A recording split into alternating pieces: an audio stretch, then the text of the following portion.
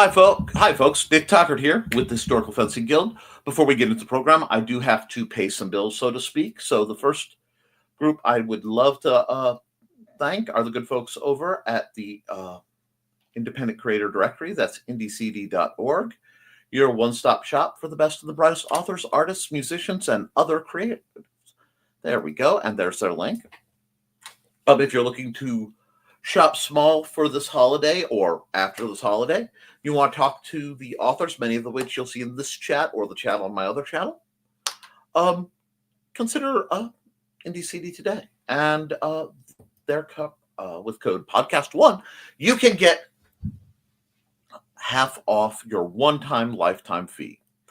All right, we are also made possible by sales of the Simple Sword, the Fighting Axe, and the Simple Spear, all part of my ongoing series of Western martial arts manuals designed to help you go from having never handled the sword to teaching the art to others, as well as my assorted books and games. Now, we've got a few things on the docket today. Let me check the chat. Thesis is first through the door. Hi, Thesis. What it is a slight product review, a last-minute opportunity, because I saw something and I had to order them. I do not know the company's name, but the same company that I've been buying my assorted polypropylene trainers on Amazon, so you can see the logo there, has these. I think they're calling them Ninjados or whatever. They are polypropylene swords with the rubber band style slide-on and removable tsubo. Now, is this my favorite kind of sword? Absolutely not. But I did have to buy them because these, with I want to say 24-inch blades, are going for $6 something, so roughly $7 with tax. You can't find something that inexpensive with this grade of blade. And if one is at all crafty, one can easily modify this design into something a little more, appropriate for your given styles. Although I find this quite nice. It is light. It is effective. I have two of them. The Quillians are, yeah. The Tsuba is actually square, has a nice dragon relief. I don't know if I can get it to show. First we get it. There we go. You can sort of see some of it. There we are. But the downside is, of course, that these are rather sharp corners, so you'll have to be careful. The upside is it's very, very low cost. Now, I know certain people are looking to get into any of the styles, and they're looking to get in relatively inexpensive. This is something that you should really consider. Thank you, Sarah. I did not expect to get these in till after Christmas, so I'm a little surprised that they came in the mail. I threw them together, played with them a bit, and they came in Wednesday night. And I've actually, because I have two of them, and they are a bit lighter than the rather odd Sam shears I've been using for my drills. These are working very well, and they mirror some of my more early styles. People often get me wrong. I do not dislike katana. Katanas are not something I dislike. It's just too many people treat them with an excess of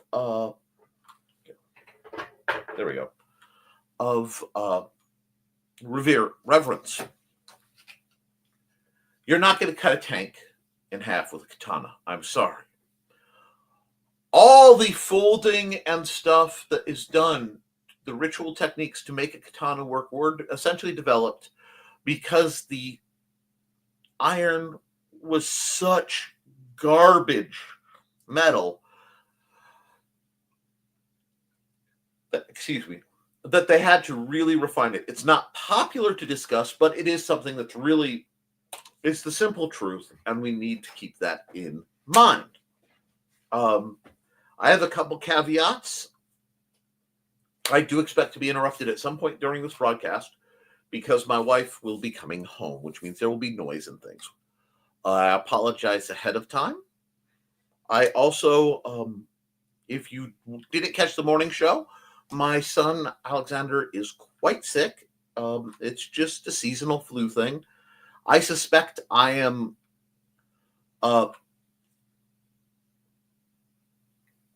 catching a portion of it because I have that thick kind of sore throat. So we'll see how this goes.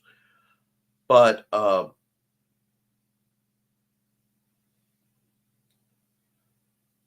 if he needs me, I will have to cut the short. I may have to cut the stream short, and I apologize for that. I have to grab my water, which is just out of reach. I'm still here.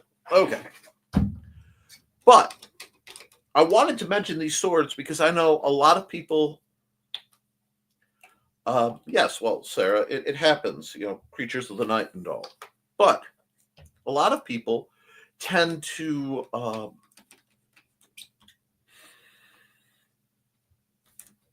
Not realize the way my world is lined up now. When oh, I'm sorry, my brain got cross-fired. The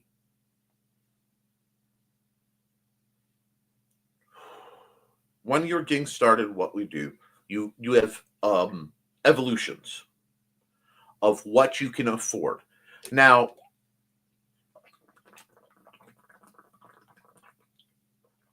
for what terrain I do, out of the polypropylenes right now, that light rapier I've shown people many times is what I would go with.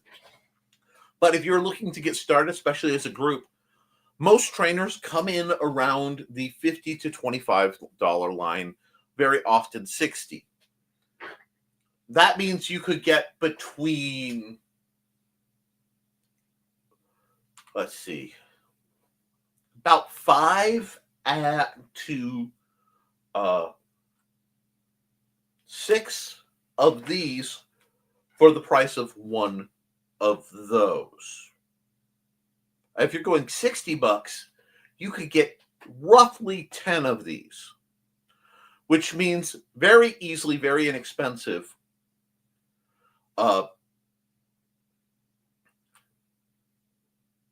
You could get enough to train with a whole group and possibly do dual wielding with a whole group. So these are very nice. I do not know if I will be keeping them. If they work very well for my drills, I will. If not, they may find their way to being homed with other people who need them. I have this habit of acquiring trainers, especially reviewing them and then sending them where they need to go. Hello, Kitty.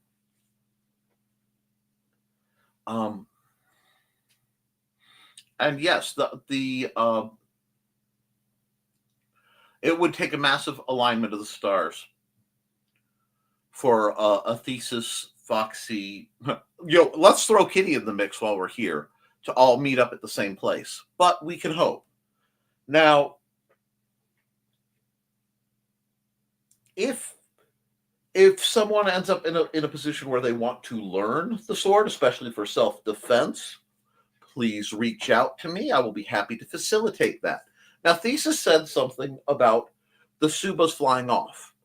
I will tell you that the variance on this is not the highest. The tolerances, I mean. So I actually had to file one Suba just a bit. It wasn't processed off the mold right to wedge on. And the retaining rubber bands are much like, saying rubber band, it's a gasket. They're much like the ones Purple Heart uses. And I've had no issues with the Purple Heart ones coming off in any of the trainers I've used from them. And if you're going to buy things from Purple Heart, please use my affiliate link. It's in the description of this and most of my videos. It won't cost you anything, but I get a 2% kickback, I think. And more importantly, they know I am still sending people to them because I would love to get to the position where I can start reviewing. I would like to be able to get review copies of Nerf guns, and I would like to be able to get review copies of sword trainers for what I do across my assorted channels. I'd take art supplies too, but because people ask me about these sorts of things. Now,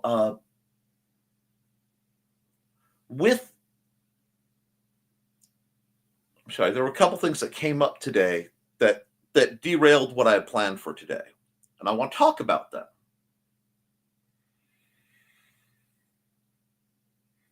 Okay, Purple Heart Trainer. Okay, one moment.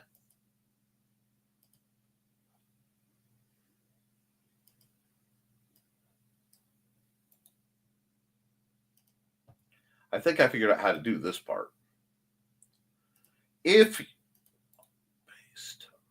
you go. All right. When I say Purple Heart Trainers, Purple Heart Armory, or PHA, is where I order a large number of my trainers. However, most of them are actually out where they are being used. So I have to find one of the PHA trainers that are on hand. And okay. For example, my sickles. These are older Purple Heart trainers. They make low-cost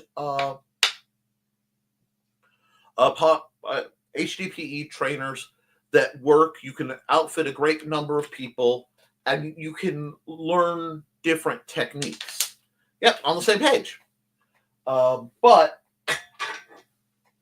I like them because they're made in America. Their basic line, especially, so the basic trainers, are the best bang for the buck you're going to find the vast majority of time. The only thing that can get a little spicy is the shipping. But it's a small company that got hit real bad by when those floods hit Houston. I want to say a year before last.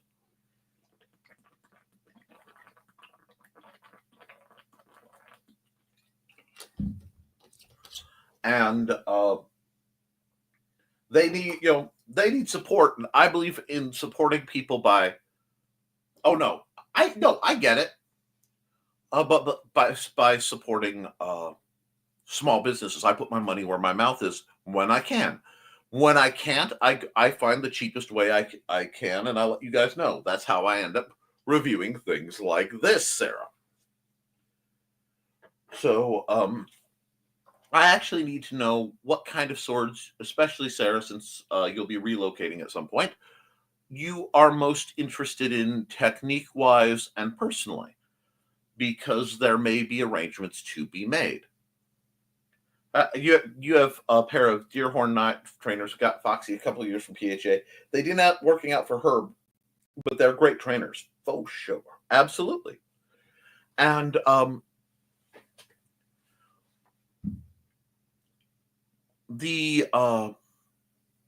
because of the internet and because of what we do, the information is out there. And I have this thing, and this will carry over into the next set of discussion pretty well.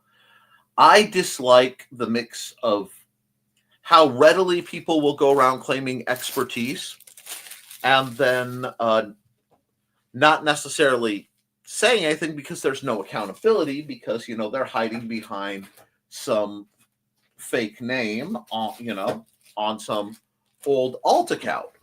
Now, oh god, sorry, my nose is a little stuffy right now. That's nice of you to send a link to what Deerhorn knives are for Sarah. But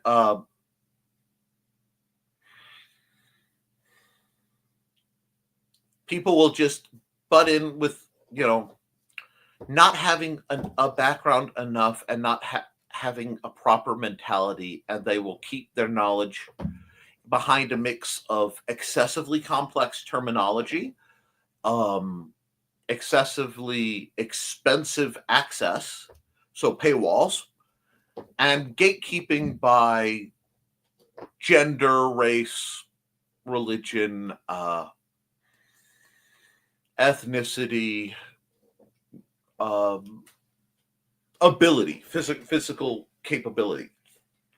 And I am very, very much on a one-man crusade against that mentality. I believe that the knowledge should be up there for anyone. Now, if you follow the Historical Fencing Guild's public group, you will be able to hear / see a wonderful video I found. And I don't know where this is. I don't know the background of it. But someone made a gauntlet of reactive Pels, reactive trainers. And they are trying to get people to go through proper sets of strikes through this exchange in a fixed amount of time, something like 30 seconds or a minute. It's not long at all. Now, a while ago, we did the 6 second, I want to say it was the 6 second challenge, 5 second challenge. How many shots could you throw in that amount of time? And I watched this video, frankly, on repeat because I was very interested. And a lot of people were giving the gentleman in this video, who's a big guy, built kind of like somewhere between me and Richie, you know.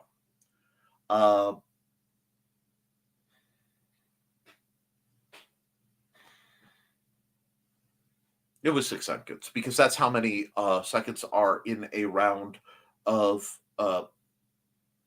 a turn of attack in Dungeons and Dragons. And we were going back through numbers and I get floaty. However, this gentleman engaged 8 or 10 targets in a minute or less. And while they were making fun of it because he's obviously not a major athlete,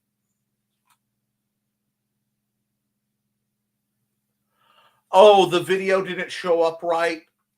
Yeah, the video didn't show up right. Okay, I will try to see if I can retool it and share it again. Comment on it, tag me. This is the one that didn't go through, and I'll make sure. That happens sometimes. Lord knows Facebook is being bothersome. So I will try to find it for you guys to see. But a lot of people were going over that, this is a big fat guy, and they're making fun of him. And I think he was either SCA or, some kind of LARP.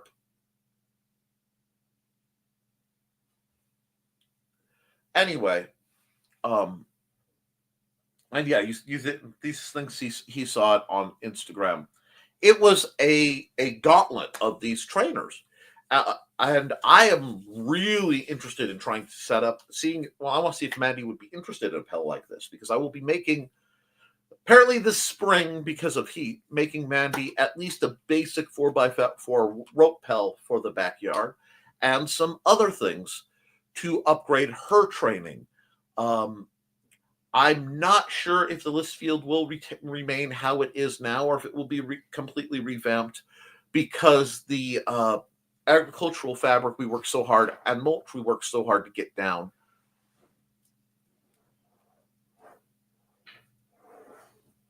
it didn't work, and we had weeds just punch right through. Yes, square wooden frames with the shield. Some of them, at least one of them, had that. One had a pole. They had different weapons, so he had to engage them differently. But yeah, I'm pretty sure you're seeing it. Oh, hold on. We'll do it this way. Give me a second. Share screen. Window here. Share. Add to page. Ignore my practice art for while I was thinking earlier. We'll just do this. But the actually, how's that? That's not bad. That shouldn't be a bad Pel. Okay. They were about, I'd say, 7 feet tall. Had a center spike screw thing. I would assume a head on it. A framework that went out like this. Had boards that came down and framed in on either side of the Pel. Pardon my hands being shot. Hey, babe, welcome home. There we are. And then board like this. This was the general design of the Pell. I'm sorry, I'm in engineering mode, and in engineering mode, my art goes straight out the window because I am thinking in terms of how to build it. But then they affixed things like a shield and an angled axe or other things so that it spun. They're all saying hi to you. She had to run into the bathroom when she's cold and tired and stuff, so she's probably going to be a little quiet for a bit. But what it gave you was this has full rotation. So you smack the sword, the shield comes out. Just like the jousting dummies. And I really want to build at least one and then make it with essentially modular arms where I can, same video. Swap out the static opponent, basically. I think, Sir Smacks-a-Lot would be very, very useful. It'll just be a matter of building the dang thing, which we will see.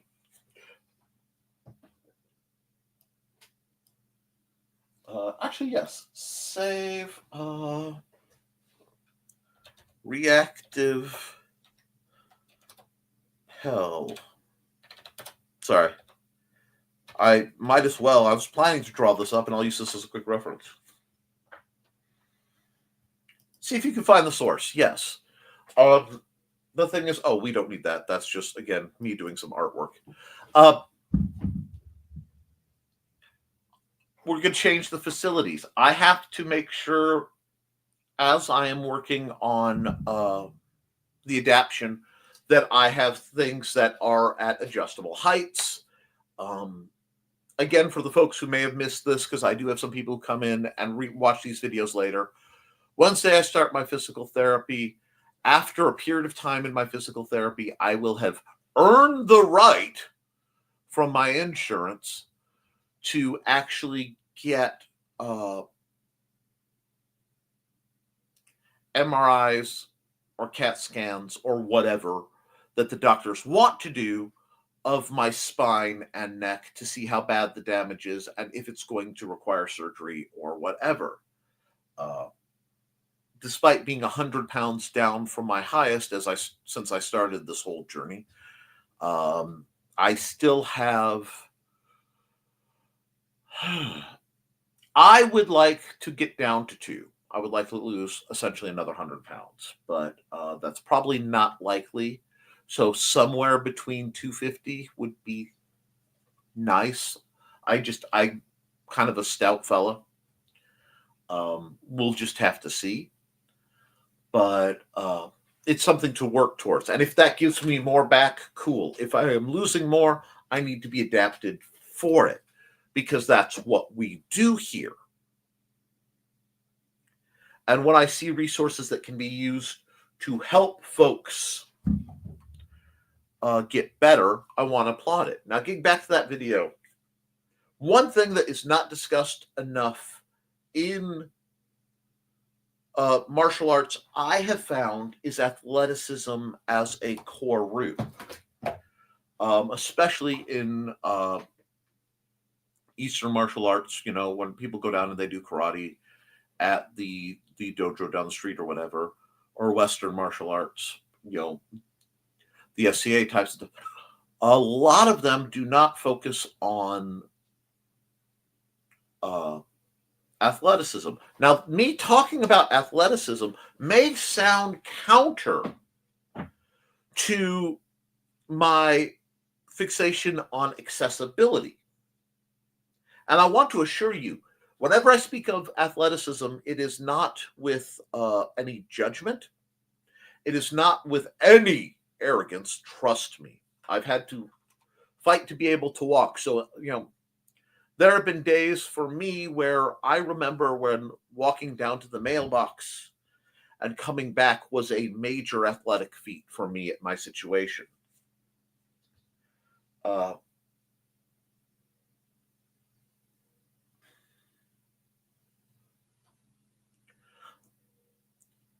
the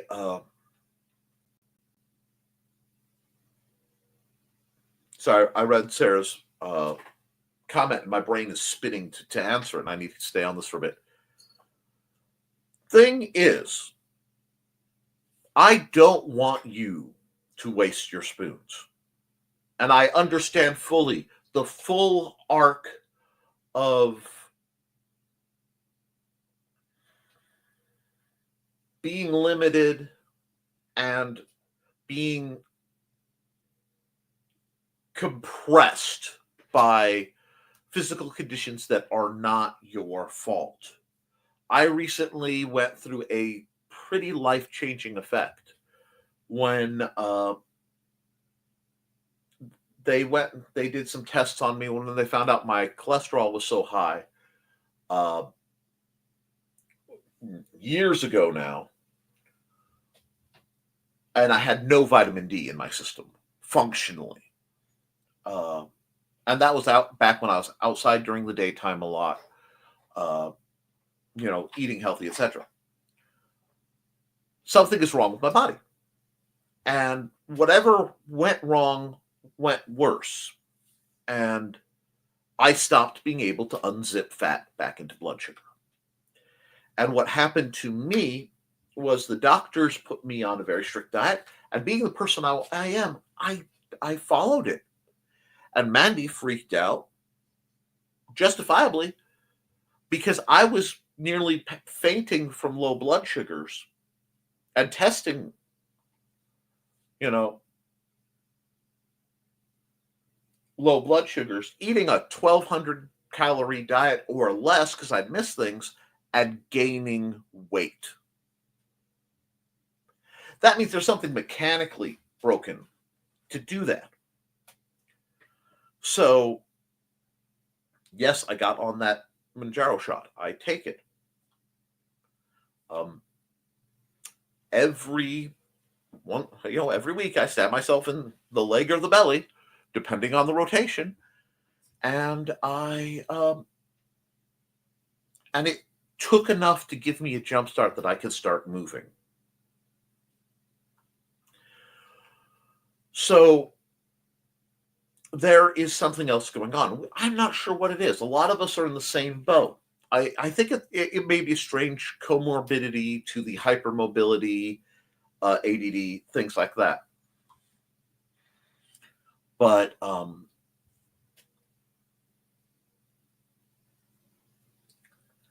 the thing is, you have to do what you can. Okay? Now, I do my drills every single night. And when I say I hate doing them, I hate doing them. I've missed them once. I broke my stream once because I was so tired. I had only last week I had only had 3 or 4 hours a night for a week, for however long something had happened that was emotionally problematic. Nothing to discuss here, but I was dead on my feet, and Mandy sent me to bed, and I went to bed, and I missed my so I did my drills first thing that morning. I did them at that night, and I keep going on. The trick is not quantity, it is consistency. And if we can keep working to improve a tiny bit, you will improve dramatically as time goes on. And the only way to do that is to just put in the hours, okay? At a level that is both of mental interest to you, possibly of spiritual interest to you. Some people, the meditative aspects, and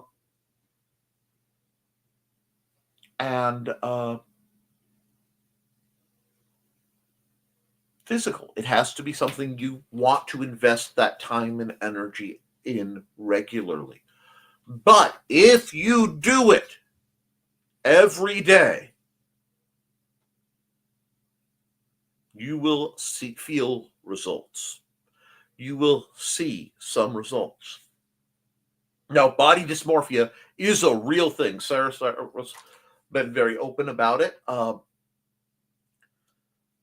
It's something we all have to fight. And I try to do what I can to help my friends, especially my female friends, fight that. I understand Mandy has had similar problems with, you take a med once, it screws things up, it puts the weight on, it doesn't go away, or it moves it around dramatically. It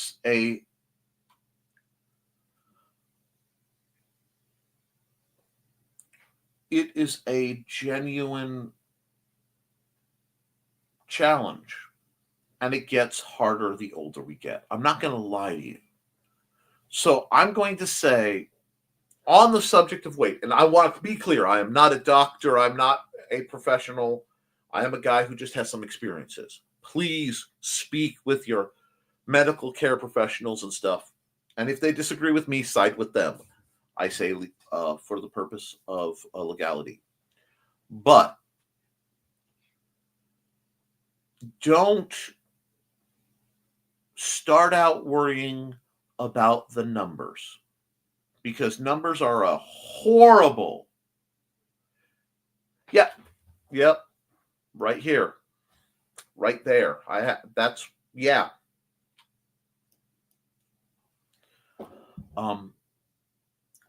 Weight by itself is a horrible measure. Look at your capacity, look at how you feel, and eventually perhaps things like your measurements. But muscle's going to develop, it's going to move around. And the thing is,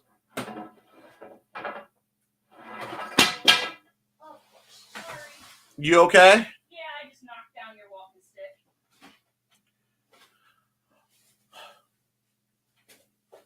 The thing is, work on capacity. That's it. I will also tell you something that is very, very important for everyone to hear, that I truly believe the greatest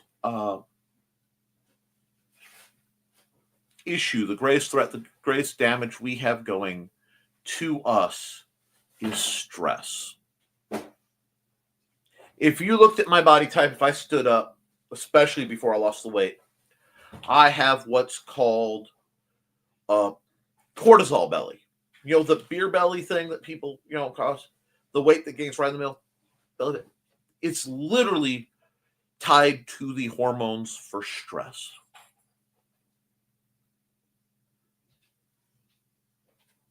And your body goes, everything is bad. We need to store fat to keep you safe. And being of good Germanic descent, I'm German and Irish. You're not going a little bit of Russian, a little bit of weirdness, a little bit of Spanish. My body goes, winter is coming. Time to eat the sausages and become plump. Ha ha ha. It's just how I built. I was young and slender and bouncy, and I'm not anymore. Given that the superstructure has failed on the inside in places, it's okay. We have to realign our goals, and the first goal has to not be what you see on television. And that's for everything. Do not think sword fighting, martial arts, etc. are going to look like the fights you see on TV for the vast majority. And do not think your body is going to look like the people you see on TV or the people you see online. There are so many edits, images, people like, Chris Evans nearly died of dehydration to get that cut look that he got to be Captain America. That is dangerous.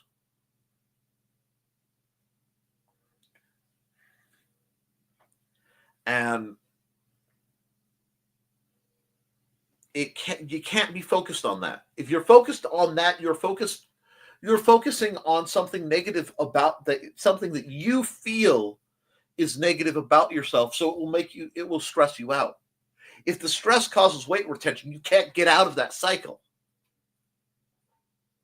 And yeah, same thing happened to me. When I foomped fast.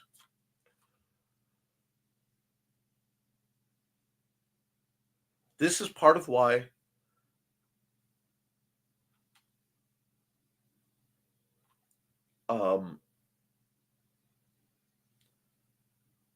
the mental aspect of what I do, what we do, what I teach. I teach Western martial arts from an Eastern presentation perspective. For me, the slow motions that I use for my fencing style that I've developed, in part, are rooted in Tai Chi. But I've spent so many years reshaping and moving and changing things to do what I needed them to do that they don't match anymore. I remember, and I've said this before on this channel, but I remember a story. I went to a workshop. It was one of the few workshops I wasn't giving back in the day. And a gentleman came in and he asked a question about how much force you need to knock somebody over, how much of an angle to off balance them. Something. He goes, you should know that. You're in Aikido. I stopped. Excuse me? I've watched you. You've been in Aikido. No. This man was convinced that I was secretly going to some Aikido academy and then faking it for an ego trip. And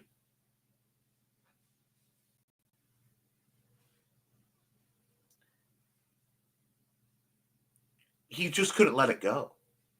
And I realized, because I've read, it's around here somewhere, The Way of Peace, the book that was written by the creator of Aikido, which that style of Aikido is very different from how it is presented today and how it is handled today. It's much more practical, much more, I don't want to say brutal, but practical is the right word. Certainly more realistic, because it was a police training style.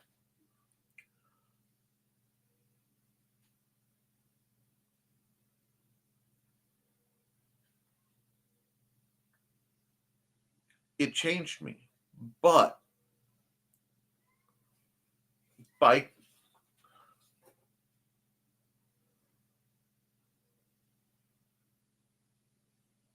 yes. So comments about being overweight, and then comments about losing weight in a negative way. Oh my God. Yes. There are people out there who are hideously toxic. And I am sorry for that. I'm sorry that you have to endure it. I'm sorry that I have to endure it. I'm sorry that whatever happened in their life to make them be that way. The vast majority of people at that level, I pity, to be honest. Because if all they can come up with to do with their lives is be toxic online, what a horrible existence. But moving forward, you won't get that here. Now, I will be a pain in the butt if you're not doing your drills. I will stop and go, okay, your form is off. This. Now, I will help you find your fight. That's what I believe in. I don't believe in, I'm going to teach you how to fight. This is the way. No. I want you to find out how you fight. I want you to learn how your body moves, how your body reacts. You should be exploring what works and what doesn't. And I can't check that kind of link through this, but I'll have to see if that's what it is after the program. But the only way to do it is to gently discipline yourself in a wholesome manner, okay, and move forward, finding what works for you. It takes flexibility.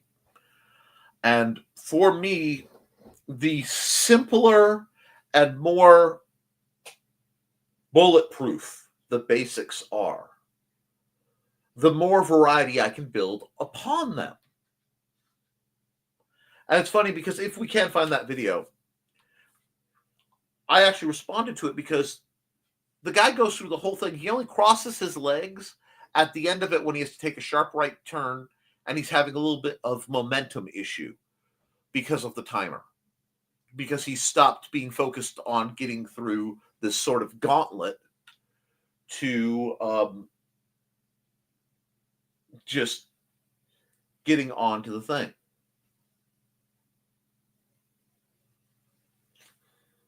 And yes. Unlike, pain in the butt is great accountability. Unlike this manager, training could help lower that stress level by pouring. Yeah, this training could help lower the stress level by pouring it into training. I will tell you my approach on that. And I miss it. There is exercise, activity for catharsis. There is activity for focus and activity for growth. Okay?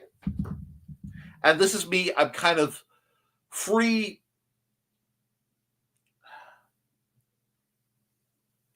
expressing and trying to take my personal systems and put them into words in a almost more intimate fashion than I have in my previous books. Catharsis for me, when I was younger, was all about splitting wood. Okay? It was taking a maul and making logs into smaller pieces. Repetitive, strong, kinetic force.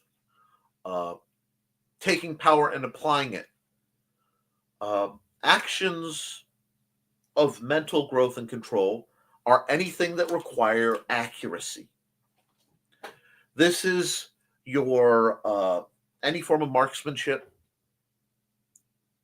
This is and it, people, I say marksmanship and everybody goes pew pew freedom dispensers. The cat's going to curl around and jump up right over there, most likely. Hi, Stuart. Yeah, I moved that thing. You gonna come, Stuart, sort of cat? Okay, settle down. Settle down. Yes, I love you too. Yes, I know it's late and I didn't eat enough and you're worried about me. No, I am not giving you tuna. Okay, now, sorry. Yes, see the nice people. You see the nice people? You look at the red light and the nice people will see you. Do you like the art? You like my art? Yeah. Okay. Anyway.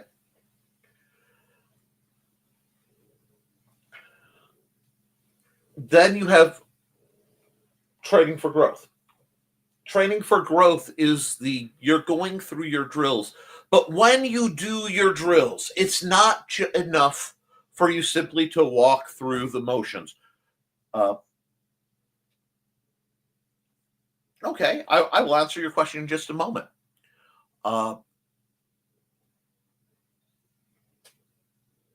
You have to be fully mentally engaged. It is one of the few times where multitasking, which is something that is inflicted upon us, multitasking is not something we were meant to do. So when you are drilling, especially when you are training and practicing, do one thing, do it extraordinarily well, and then move on to the next. Because that will teach you the mental discipline. Now, as for the matter of being barefoot, this is something I come across frequently, and over the years, I've had a lot of people go over this. So Sarah's question, and I'm going to bring that up, is when training in a grassy area, is it okay to train barefoot with my feet in nature, or would that be damaging? We have a couple factors. Part of it is the practical thing. What I avoid are training scars. Okay. The practical being, you can't step on sharp things. And I know a lot of people are much happier. They're much more content training barefoot. It's something I see a lot. I've seen a lot. The guys I've trained with have done it. I would say, however, that's footwork. You need to make sure you train in your shoes that you are likely to be wearing, because that's how your body's going to move. And any shoe you have is going to affect your promenation. It's going to affect your heel to toe balance. It's going to affect your overall balance. You're jumping back up. Okay, hi.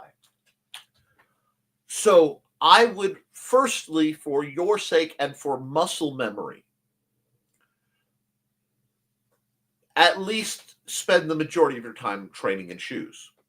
And I know all about earthing. Grounding out is something I am very, very, very, very understanding. And once you, for some people, if you train a martial art enough, it becomes a form of meditation. And when you're doing that, I understand the barefoot thing. I really, really do. It is on the list of many things that have been taken away from me due to my assorted conditions.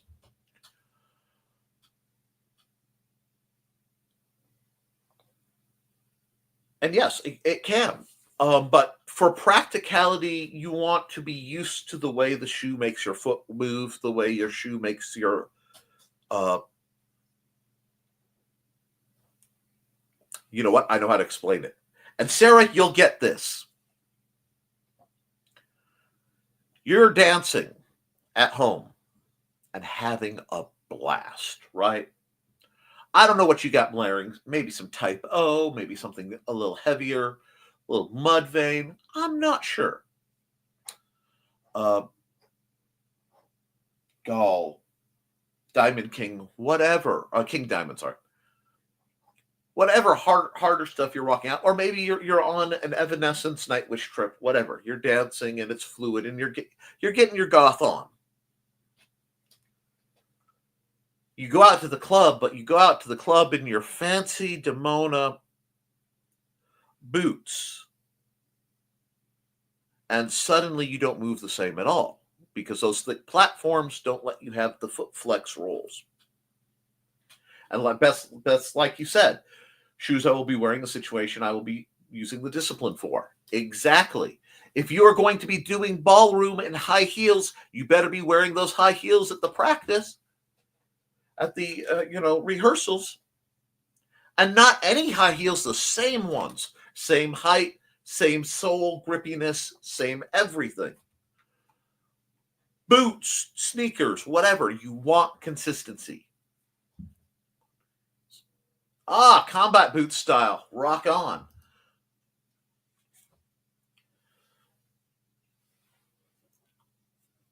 But the other factor is practical. Wearing practical closed-toe shoes protects your feet, protects your toes. Broken toes suck. Broken arches suck worse. Stepping on something that stabs you sucks.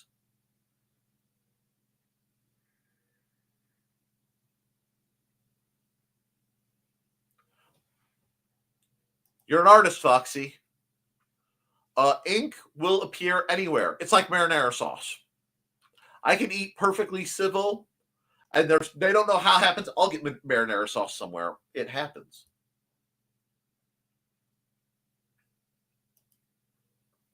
Yeah, that's the problem. they have to be treated very specially.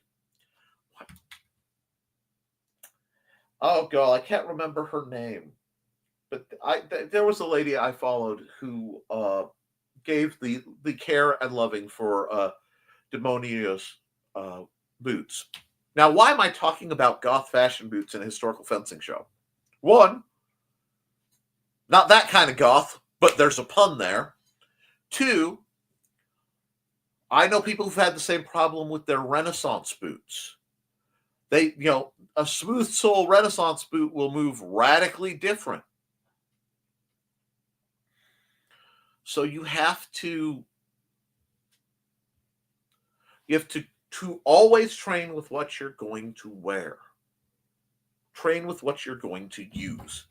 It drives me nuts when I see people and they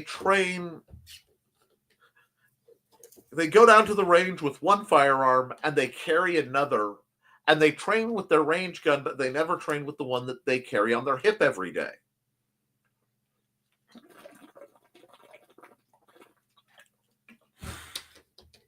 This goes into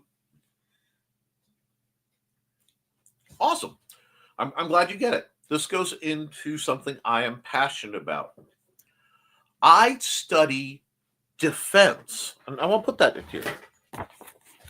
All these books that I do, The Simple Sword, The Fighting Axe, The Simple Spear, are the Historical Fencing Guild's manuals of defense. I teach and train in styles of personal defense and practical applications.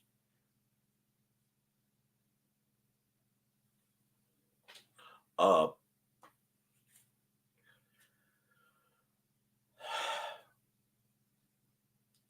lot of the styles that people love are weapons of war. They don't quite fit in a lot of the circumstances where being overly focused on them will work. You get more training scars that way. And I don't want that for you guys. This is why when I pick a style, I look for technique, not trick. And, oh yeah, here. Y'all can laugh. Actually, look, we'll have a little bit of fun. We'll get my right shoe. This is my shoe. I am not sponsored by New Balance. However, I've been wearing New Balances whenever I could afford to since 1998, back when they were all made in America. I medically have to wear this exact style and model of shoe. If they discontinue it, it will be a major kick to me. And part of why I wear it is because inside I have in their beat to hell orthotics with, as you can see, this is the side with the heavier lift. If I don't have this piece of plastic in my shoe, my foot will warp and twist, and I will be incapacitated in half a day. And it will take me months to recover. I can get away with it at the beach because the sand yields under my foot, and I spend most of my time in the water. But this is it. This is all I have. So I have to make sure I'm wearing these every time I drill. Even if I've taken my shoes off, I'm kicked out on the couch, I'm going to go do my drills, I have to put my stupid shoes on to do my drills. Do I hate it at night? Yes. Have I looked at the clock gone, it's 1:30, 2:30, 3:30.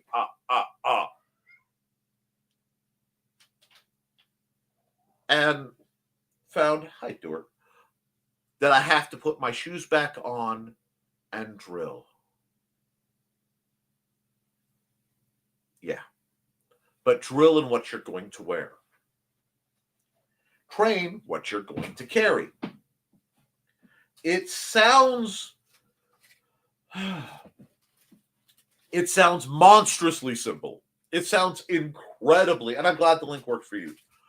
But this is one of those you want to. And if you're going to fight in armor, in a plastron, in jackets, at least once a week, armor up and drill, because you may find your pieces catching. You may find that the gear doesn't quite mesh right, because the more you do it, your body will change.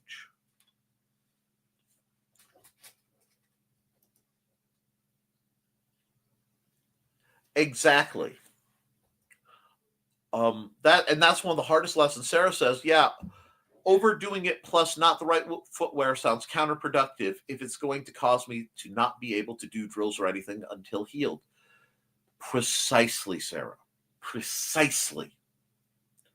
And while this wasn't necessarily what all I planned to discuss today, wonderful, wonderful commentary, because this is important and nobody talks about it. You have to train and gear from the skin out. So again, for all you ladies, never drill, ever, ever, ever, ever, ever fight in a underwire bra. Unless you are out in a self-defense situation. Because then if it breaks and pokes you or whatever, or is uncomfortable, that's less of your issues. But you can get hurt wearing them. So train in the gear you're going to wear when you fight, if you are in an organization.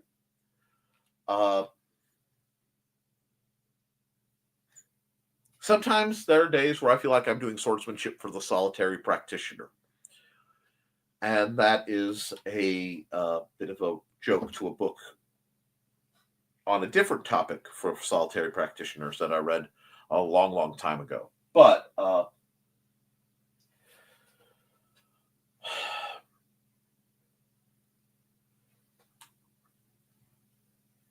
when you first get in, so in Sarah's case, assuming I am healthy enough to do it and we can get together, preferably at my place, I will explain why.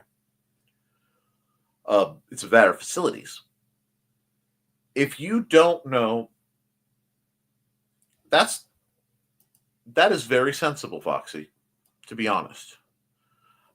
As nice, I see underwires a lot like high heels. As nice as they can be to aesthetically, and I will be the first to appreciate the effects, the danger, injury, discomfort factors aren't worth it. I want the people I care about to be comfortable. I may be weird, but I find competence and comfort very, very attractive compared to garish presentation. There are exceptions, but there are exceptions to all things. Now,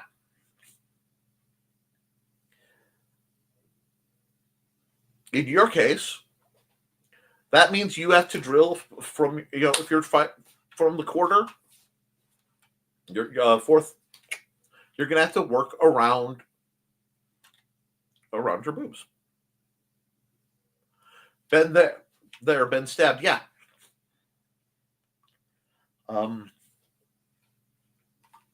It is a horrible form of betrayal. Undergarments should not hurt you.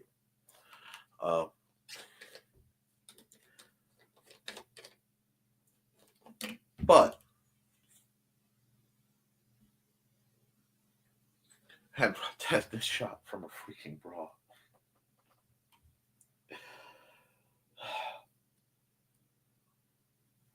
That's tragic. But see, plastrons for the win, folks. Remember, there's no accessory like second chance body armor. Dumbest metal you've ever used for those. Absolutely. But the remains of broken underwires make really, really good lockpicks. That's a story for another time. Now, we have hit the hour, and Mandy is home, and there are groceries and things I probably have to help bring in. So I hope this was useful. I know we kind of focused on a lot of the female student specific needs and some things you may have heard before, but I hope it helps. If any of you have any questions, I can be reached through Blue Sky. I'm trying to get off X. I'm having some problems getting everything to archive so I can, but I'm not putting anything else up there. I'm on Facebook. My email, IndieCD.org. You can find all that and more. I want to help you guys find your fight, especially the people who have had trouble finding it. And to the people who may be local or end up local,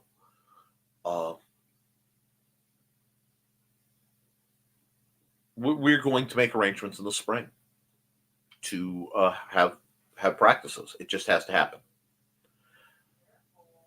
Even if I'm just instructing. Okay? Also, to those of you, especially the ladies, if you want more information, and ladies, if you have specific questions you'd like to ask a female, please speak to Trelena Bachman. She is definitely my successor and eventual replacement, should such things happen. With that, guys, remember, keep your guard up, do your drills, be kind to yourself and each other. And as always, thank you for supporting your local sword master. Thank you to my Patreon members. I have some stuff once I get some new medical confirmation. I will be doing some announcements to the Patreon folks.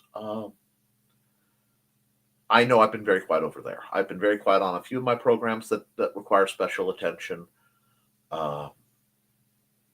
There are reasons, and it's in the works. So, guys, please, please, please be careful out there. I know it's cold. Be kind to yourselves, and we'll see you next week for the next episode of the Historical Fencing Guild live stream. And if you hop on my other channel, the Nicholas Tucker channel, after you've hit like and subscribed here, you can get my author support shows and Nerf reviews and other shenanigans, sometimes art, over at the Nicholas Tucker channel. Whatever happens, folks, I'll see y'all real soon. Toodles.